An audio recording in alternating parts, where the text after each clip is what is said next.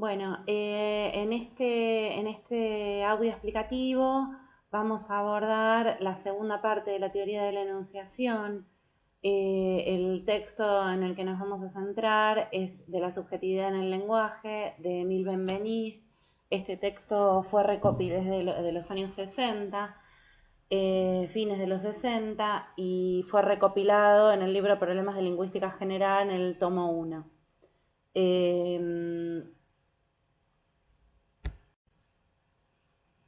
El primer señalamiento que hace Benveniste es la relación entre el lenguaje, ¿no?, y el sujeto, de ahí que hable de subjetividad, ¿no? Y lo que va a explicar es que el hombre se constituye como sujeto mediante el lenguaje. En este sentido, el lenguaje funda la realidad, es decir, en su realidad, que es la del ser, el sujeto pasa a constituirse a través del lenguaje, pasa a constituirse como tal a través del lenguaje. En este sentido, va a decir, es ego quien dice ego, es yo quien dice yo. Y aquí encuentra el fundamento de esta idea de la subjetividad determinada por el estatuto lingüístico, ¿no? Es decir, el estatuto lingüístico de la persona. En segundo lugar, va a señalar que el lenguaje solo es posible porque cada locutor se pone como sujeto, ¿sí? Digamos, se construye, se constituye como sujeto, y remite en el hablar, ¿no? Permite que ese locutor se refiera a sí mismo como un yo en ese discurso. Y en el mismo sentido va a referirse, va a plantear esa otra persona exterior a ese yo, ¿sí? Al que se le dice vos. Y esa misma persona exterior me va a decir vos a mí, y va a ser yo en otro momento. Esta polaridad, señala Benveniste, no significa que haya una igualdad y una simetría entre el locutor y el alocutario, ¿sí? Entre el yo y el vos. Porque siempre el ego, el yo, tiene una posición de trascendencia respecto al vos. No obstante, va a decir, ninguno de los términos es concebible sin el otro, son complementarios. Entonces, el yo, el ego, es interior, ¿sí? Digamos, ahí la relación fuerte con la cuestión de la subjetividad y de la construcción del sujeto. La lengua le permite a ese locutor plantearse como sujeto. Estas dos instancias, entonces, son complementarias, pero al mismo tiempo son reversibles. El yo en un momento es vos y cuando habla el otro, y el otro va a ser yo y va a denominar vos a ese exterior así. Entre el argumento principal que va a usar Benveniste para probar esta naturaleza subjetiva, ¿sí?, del lenguaje, en principio va a estar basada en los pronombres personales.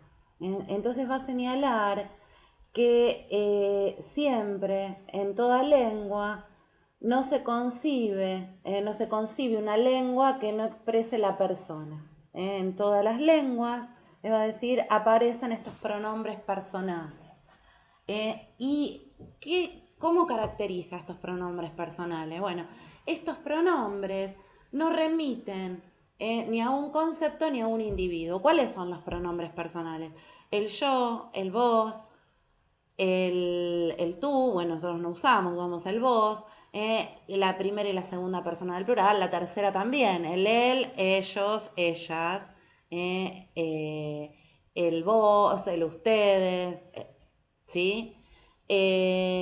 Entonces, Estos pronombres en principio no remiten a un concepto ni a un individuo, ¿sí? ¿Por qué? Porque refieren, digamos, se llenan, o sea, si volvemos a lo que vimos la clase pasada, en el audio anterior, estos pronombres no tienen significancia semiótica, tienen significancia semántica. ¿Esto qué quiere decir? Que adquieren el significado en el acto individual, en el discurso. Es decir, el yo se refiere, ¿sí? Al discurso, en el acto del discurso individual en que es pronunciado, al locutor de ese acto de discurso individual. Es decir, solo puede ser llenado, tiene significancia semántica en la instancia de discurso, en la situación de enunciación, podríamos decir. Entonces, la realidad a la que remite el pronombre es la realidad del discurso. El yo designa al locutor, que es en el discurso en que este locutor se enuncia como sujeto. Es yo quien dice yo en un discurso, ¿sí? Entonces, el lenguaje está organizado de tal manera que permite a cada sujeto, a cada locutor, apropiarse del aparato formal de la lengua y constituirse como sujeto y designarse en el interior del discurso como un yo, ¿sí? Por otra parte, va a caracterizar no solo a los pronombres personales, sino otro tipo de palabras que ahora vamos a ver, como deícticos. Deícticos también aparecen llamados como shifters, ¿sí? Estos deícticos, ¿qué hacen? Señalan la emergencia de la subjetividad en el discurso, ¿sí? ¿Cómo define estos deícticos? Deícticos, recuerden que viene de deixis, de señalar, indicar. Por otra parte, podríamos pensar los deícticos desde la perspectiva de Peirce, son índices porque señalan. ¿Qué es lo que señalan? La instancia de enunciación, el momento de la enunciación. ¿Cómo las va a definir?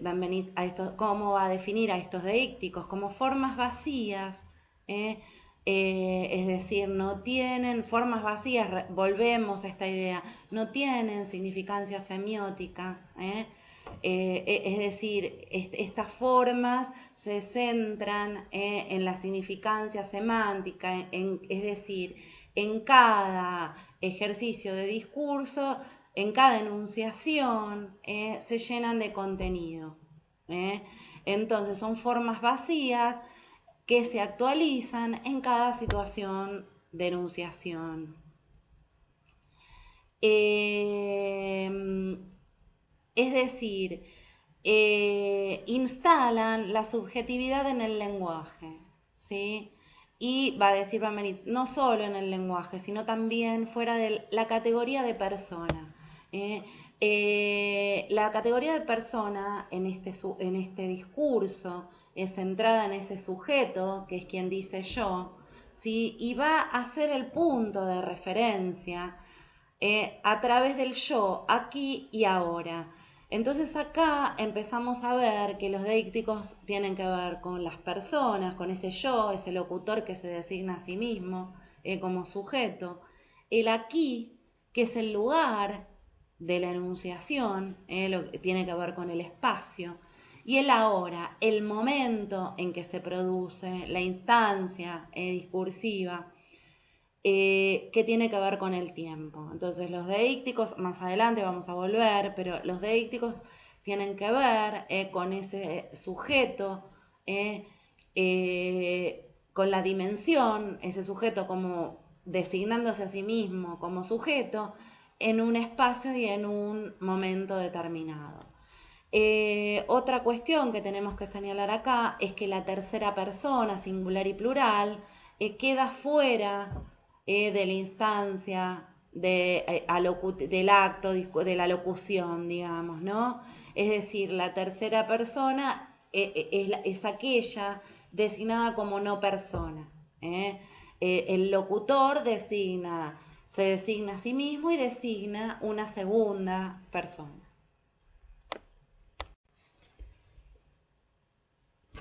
Bueno, por último, vamos a ver en este fragmento que estamos trabajando de Van Benisse, de la subjetividad en el lenguaje, que va a centrarse en determinados verbos para señalar que estos verbos, ¿sí? Digamos, una diferencia con el resto de los verbos de los verbos usados en otra persona.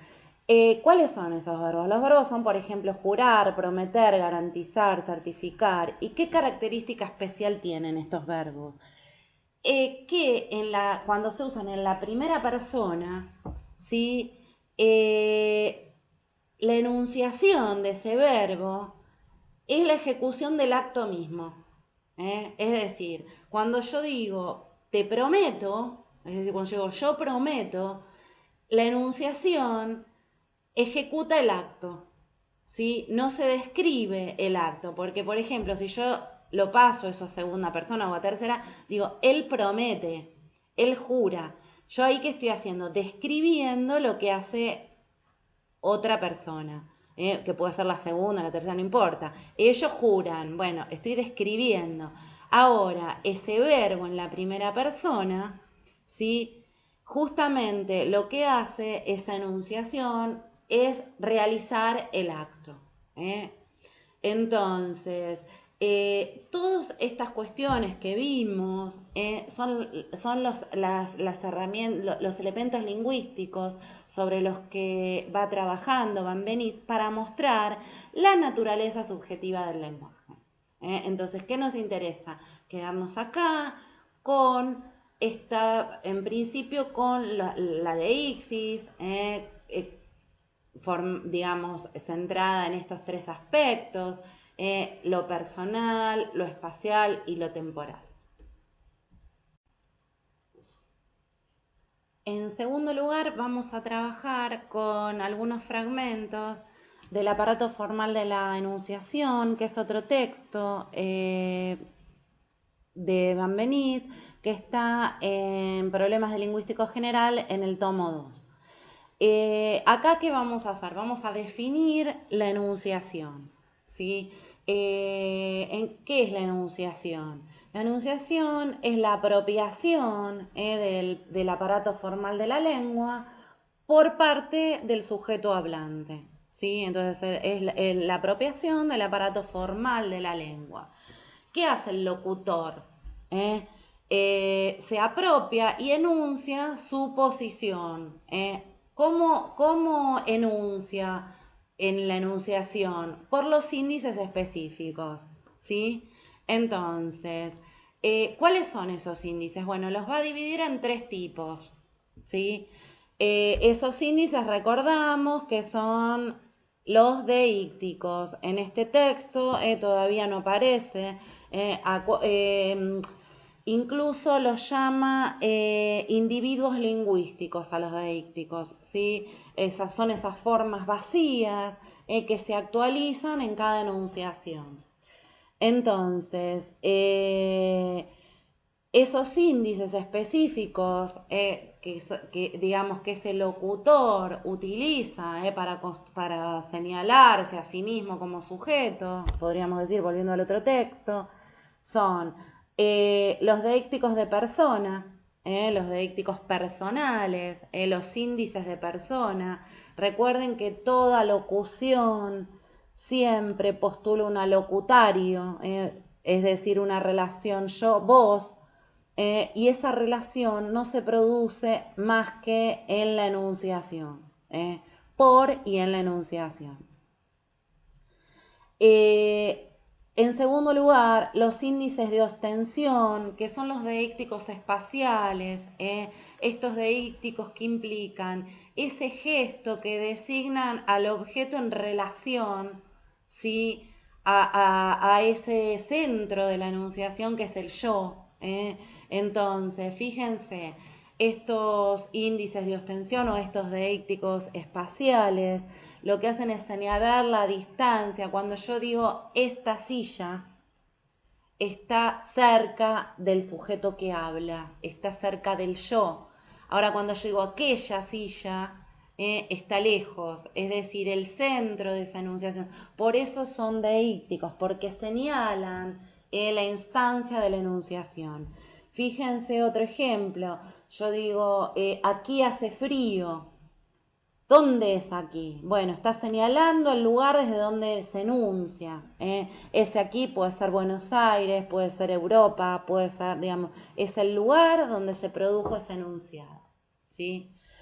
Y en tercer lugar están las formas, el paradigma de las formas temporales, ¿sí? Que también, digamos, todos estos índices están determinados respecto del ego. Recuerden, el ego, el yo, el centro de la enunciación. Entonces, cuando yo digo ahora en un texto, ¿sí? Ese ahora coincide con el momento de la enunciación. Nosotros en un enunciado determinado leemos ayer el presidente convocó a los ministros. Bien, para ese ayer es un deíctico temporal que remite al día previo en que se escribió ese texto. Si yo lo leo en el diario, tengo que ir a la fecha del diario. Entonces, todas estas formas, estos deícticos, estos índices específicos que aparecen y que señalan, por eso son deícticos, señalan la instancia de la enunciación, el momento de la enunciación, se renuevan en cada producción de discurso. Bueno, ahora vamos a pasar a la noción de enunciado, ¿sí? El enunciado como producto de la enunciación, ¿no? Es decir, como el producto de esa instancia de enunciación. Esa apropiación por parte del sujeto del aparato formal de la lengua. Ahora bien, vamos a ampliar la noción la noción de enunciado, ¿sí? Nosotros vamos a trabajar con imágenes también, ¿no? Entonces, un enunciado puede ser verbal o no verbal, puede ser una frase, un relato, una fotografía o un film, ¿sí? Es decir, un enunciado, vamos a ampliar esta noción hasta ahora estábamos muy orientados hacia la lengua, ahora vamos a ampliar. El nivel, digamos, entonces, en un enunciado de cualquier naturaleza, podemos reconocer dos niveles, ¿sí? Por un lado, el objeto del discurso, es decir, en relación a lo expresado, a lo que dice, a la información transmitida. Y por otro lado, el segundo nivel tiene que ver con la enunciación, es decir, a esa instancia de producción, al momento de enunciación en que ese yo le habla a un tú. Entonces, en un enunciado deberemos reconocer lo enunciado y la enunciación. Nosotros cuando queremos analizar un enunciado determinado, vamos a trabajar con la imagen del enunciador y del enunciatario del texto. A esto vamos a volver, ahora vamos a ampliar un poquito más, pero en principio estas nociones tienen que ver con configuraciones discursivas, con imágenes discursivas, ¿sí? No tiene que ver ni con los autores ni con los receptores reales, sino que son imágenes discursivas. Bueno, aquí vamos a acudir a otro autor que se llama Ducrot, también francés, para diferenciar dos conceptos. Por un lado el concepto de enunciador y por otro lado el concepto de sujeto empírico. Que es muy importante tener en clara esta diferencia. El sujeto empírico es el autor efectivo, alguien, un ser en el mundo, el productor de un enunciado determinado. En algún caso, sí, es fácilmente identificable. Por ejemplo, yo leo un cuento de Borges, bueno, el sujeto empírico sería Borges, ¿no? Ahí se lo puedo atribuir a ese sujeto. Ahora, en otros casos es más complejo porque, por ejemplo, un enunciado firmado por la Universidad de Buenos Aires, bueno, ahí, digamos, tenemos una cuestión institucional, colectiva, ¿no? Pero es muy importante que diferenciemos el sujeto empírico del concepto de enunciador. El enunciador, entonces dijimos que es una figura discursiva, está en el discurso, y es esa figura que se construye en el enunciado como responsable de un punto de vista, del punto de vista que está expresado en ese enunciado.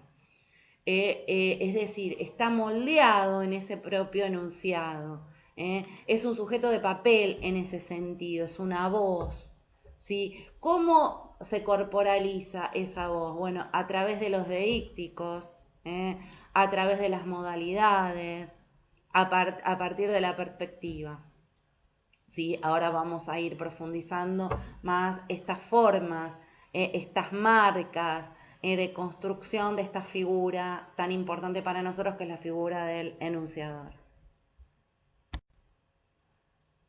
Bueno, entonces, en primer lugar, para ver la construcción de ese enunciador necesitamos ver la deixis, los deícticos de primera persona, los deícticos de primera persona, los deícticos de segunda persona, los deícticos espaciales, los deícticos temporales. En segundo lugar tenemos que ver las modalidades. Vamos a ver 3 tipos de modalidades. La primera modalidad es la modalidad de enunciación. Esta modalidad va a regular el modo el contacto que yo quiero establecer con el alocutario, con aquel a quien le hablo, ¿sí? Esta modalidad construye, ahora vamos a ver algún ejemplo, pero digo, construye mi vínculo y construye la imagen también del sujeto como enunciador y del enunciatario, de aquel a quien le hablamos. ¿Cuáles son esos modos, esas modalidades de enunciación? La interrogación, que busca una respuesta. Segunda, la intimación. La intimación está, digamos, caracterizada por órdenes, por apelaciones, por uso de vocativos.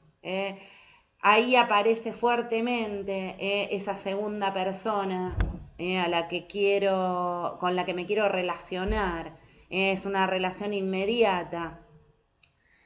En tercer lugar, la aserción. La aserción ahí tiende a comunicar una certeza, ¿sí? Y esto es la manifestación, digamos, más común. En realidad, en general, puedo ser asertiva positiva o negativamente. Ahora vamos a ver ejemplos.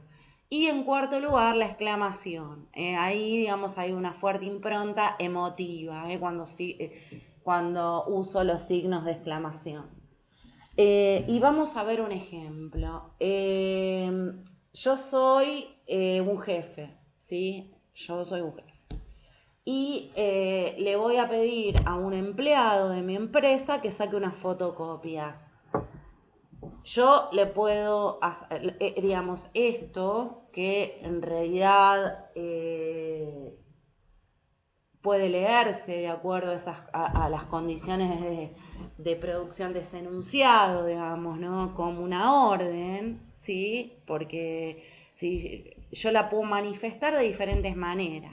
Bien, vamos a ver un ejemplo. Yo le puedo decir al empleado o a la empleada, por favor, ¿me podrías sacar estas fotocopias? Entonces ahí yo estoy usando la interrogación, ¿sí? Estoy usando la interrogación. El fondo de esto tiene que ver con el acto de habla, es una orden, porque el empleado no me puede decir no, digamos, está obligado. Bueno, ahora, esta figura que elijo, esta modalidad de enunciación, construye un enunciador que no marca la jerarquía, que se muestra con mucha cortesía, que borra esa jerarquía que existe. Entonces, cuando nosotros analizamos ese enunciador, la modalidad nos ayuda a pensar eso. Bien. Vamos a ver el mismo ejemplo con una intimación. Entonces yo uso el verbo en imperativo. Entonces le digo, sacame estas fotocopias o sacá estas fotocopias. Entonces yo ahí, en ese imperativo, en el sacá, lo que estoy haciendo, estoy marcando claramente un enunciador que marca su autoridad, construye un enunciatario, aquel a quien le habla muy por debajo, ¿sí? En una situación, digamos, se construye como autoritario y aquel a quien le habla en una jerarquía muy menor, ¿sí? Vamos a ver el ejemplo de la aserción. Entonces, por ejemplo, podría manifestar, hay que sacar estas fotocopias. Ahí hay una aserción. Es necesario sacar 10 fotocopias de este texto. Entonces, ahí aparece la figura de la aserción. Se comunica como una certeza. Entonces se borra ahí, ahí aparece como no aparece ni buscar que el otro haga, digamos, aparece como más neutral esta figura, es necesario. Bueno, ya vamos a ver este modo. Y por último, la exclamación. En este caso tendremos que buscar un ejemplo que podría, digamos, no se me ocurre un ejemplo con esto, con este pedido. Podría decir, vamos, vamos, fotocopias, necesito fotocopias, ¿no? Con una exclamación, entonces ahí aparece esa búsqueda de la emoción, ¿no? Con el uso de los signos de exclamación.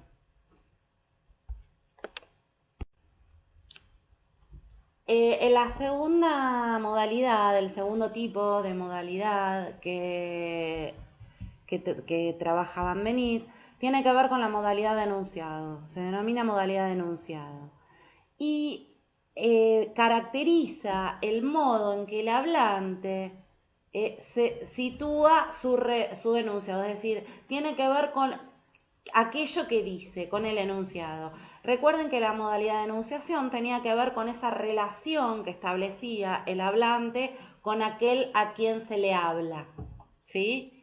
Ahora, la modalidad de enunciado tiene que ver con la relación del hablante respecto de aquello que dice, es decir, el modo en que se sitúa respecto de su enunciado, ¿sí? Fundamentalmente en relación con lo lógico y lo apreciativo. Hay dos tipos de modalidades de enunciado.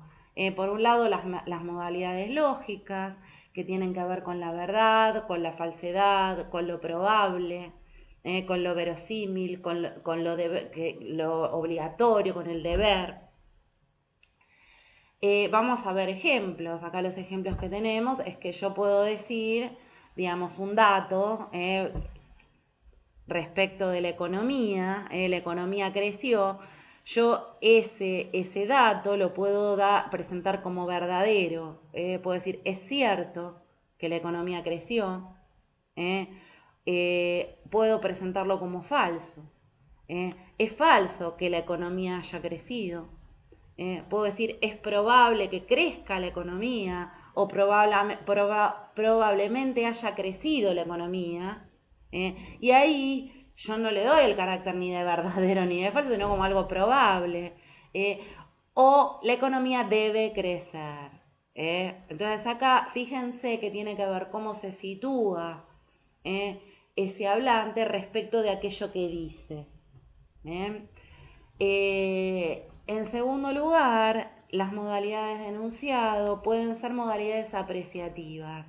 Entonces, estas modalidades apreciativas tienen que ver con lo feliz, con lo triste, con lo útil, con lo necesario. Ejemplos. Afortunadamente, hubo acuerdo con el FMI para el pago de la deuda externa. Entonces ahí ese enunciador se sitúa con una modalidad apreciativa sobre, bueno, esto le parece algo feliz, o sea, está adhiriendo ideológicamente al acuerdo. Ven cómo estas modalidades nos ayudan a reconstruir esta figura del enunciador, esta figura discursiva del sujeto que habla. Segundo ejemplo, es lamentable que haya habido acuerdo con el FMI para el pago de la deuda externa. Entonces acá la modalidad apreciativa tiene que ver con lo triste, ¿sí? Entonces acá también se sitúa, y se sitúa, digamos, políticamente, ¿no? Se sitúa ideológicamente. En el tercer ejemplo tenemos, es necesario que haya acuerdo con el FMI para el pago de la deuda externa. Y acá está en el orden de la necesidad, el orden de lo necesario. Y acá también se sitúa ideológicamente en este ejemplo. Bueno, por último, las modalidades de mensaje tienen que ver con transformaciones sintácticas realizadas por el enunciador. Esto quiere decir que va a trabajar con el orden oracional, va a trabajar ese mensaje para poner en foco, es decir, para relevar, para poner en una situación de relevancia algunos aspectos que le interesan. En este sentido, fíjense que todas estas modalidades tienen que ver con la subjetividad, con ese sujeto que deja sus huellas, deja sus marcas, ¿sí? En un enunciado. Entonces, el orden regular, ¿sí? De una oración, el primer tipo de operación es la tematización. El orden regular, ¿sí? De una oración es el sujeto adelante, ¿sí? Luego el verbo y luego los objetos y por último las circunstancias. Entonces tenemos sujeto de una oración, el verbo, los objetos, objeto directo, objeto indirecto, y por último las circunstancias, los circunstanciales de tiempo, de lugar. Bien. Ahora, fíjense que nosotros podemos invertir ese orden. ¿Para qué lo haríamos? Para poner en foco determinadas cuestiones. Y vamos a ver el primer ejemplo. En este enunciado, al expresidente le iniciaron un nuevo juicio, ¿sí?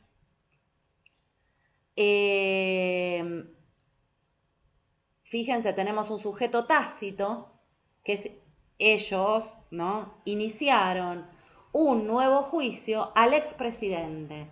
Ese sería el orden de la oración. Acá hay un sujeto tácito, que el sujeto tácito, ¿qué quiere decir? No está nombrado. ¿Quiénes son ellos? No sabemos quiénes iniciaron, ¿sí? Es decir, ahí el actor, ese sujeto, está omitido. ¿Y qué aparece en primer lugar? ¿A quién se le hizo? Entonces acá hay un armado que tiende a privilegiar esta parte, ¿sí? Otro ejemplo. Un fraude millonario al Estado denunció el diputado de la oposición X, ¿sí? Entonces acá el orden tradicional de esta oración sería: el diputado de la oposición X denunció un fraude millonario al Estado. Pero acá, ¿qué es más importante? ¿Quién lo denunció o qué se denunció? El qué. En el primer enunciado lo más importante es a quién. Entonces, fíjense que esto es un posicionamiento ideológico también de ese enunciador. La otra forma que adquiere la modalidad de mensaje tiene que ver con la voz pasiva, con la pasivación. Entonces, Estados Unidos desestimó la denuncia venezolana, sería la oración en voz activa. Y la transformación pasiva es la denuncia venezolana fue desestimada. El agente por los Estados Unidos queda al final, es lo menos importante. Acá, ¿qué es lo importante? Que la denuncia venezolana fue desestimada. Es decir, acá hay un posicionamiento de ese sujeto enunciador en contra de Venezuela. Entonces, si yo tengo que caracterizar, volviendo, al expresidente le iniciaron un nuevo juicio, ahí hay un sujeto que está en contra, que se posiciona ideológicamente en contra del expresidente. Acá hay un sujeto en el segundo enunciado, un enunciador que se posiciona en relación como oposición. ¿Por qué? Porque le interesa poner en foco ese fraude millonario denunciado, se ubica en esa denuncia. Acá, cuando decimos la denuncia venezolana fue desestimada por los Estados Unidos o la denuncia venezolana fue desestimada directamente o se desestimó la denuncia venezolana. En este caso, fíjense que ahí aparece medio borrado, pero en los primeros dos claramente hay un posicionamiento anti-Venezuela, un posicionamiento político-ideológico de ese enunciador anti-Venezuela. Bueno, y el último tema que vamos a abordar para analizar estas figuras del enunciador y del enunciatario y fundamentalmente para digamos, cerrar esta teoría de la enunciación, para pensar la subjetividad en el lenguaje, va a ser la noción de los subjetivemas. Esta noción ustedes la tienen en el texto, está desarrollada por la lingüista francesa Kebra Torrecchioni. Y digamos, ¿cómo se define? Bueno, en principio son palabras cargadas, cargadas de subjetividad, que van a tener una carga subjetiva. Pueden tener rasgos afectivos, del orden de lo amoroso, ¿sí? Pueden tener rasgos axiológicos del orden de lo bueno o de lo malo, y modalizadores. El tipo de palabras que van a ser subjetivemas pueden ser sustantivos, adjetivos, verbos, adverbios, no importa, ¿sí? Es decir, todos estos tipos de palabras pueden funcionar como subjetivemas. ¿Qué nos importa del subjetivema? La carga que tienen de subjetividad.